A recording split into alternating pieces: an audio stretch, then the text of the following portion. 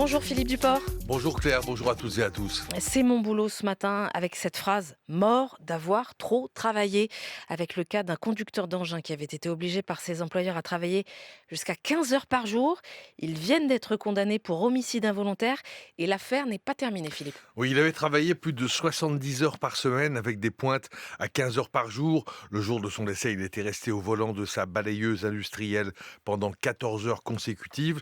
Le tout dernier jour, Christian, c'est le nom de cet employé de la société France Balayage, avait travaillé jusqu'à 6 heures du matin à l'aéroport de Beauvais avant de prendre la route pour se rendre sur un chantier dans la Somme. Il devait y être à 9 heures. C'est là qu'il a perdu le contrôle de son véhicule. Ni alcool ni stupéfiants n'ont été retrouvés à l'autopsie. Le véhicule ne présentait aucun problème.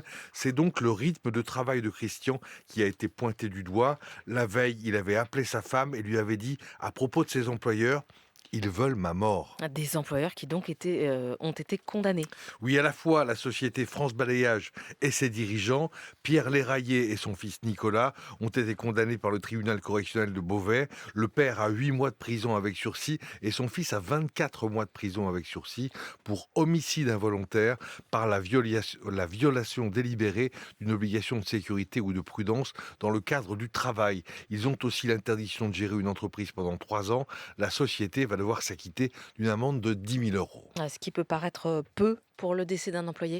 Oui, mais c'est en février prochain que se décidera l'indemnisation des ayants droit de la victime. Leur avocat tentera de faire reconnaître la faute inexcusable de l'employeur, ce qui leur permettra d'obtenir, en plus des prestations auxquelles elles ont droit en application du Code de la sécurité sociale, une indemnisation complémentaire composée d'une rente ou d'un capital majoré et aussi de dommages et intérêts qui peuvent être très lourds. Et un rappel, Philippe, quelle est la durée maximale de travail en France? Alors, elle est de 10 heures par jour selon le Code du travail, mais il peut y avoir des dérogations. On peut dépasser ce plafond, mais il faut avoir obtenu l'accord de l'inspecteur du travail. Il faut aussi pour cela une urgence créée à un surcroît temporaire d'activité.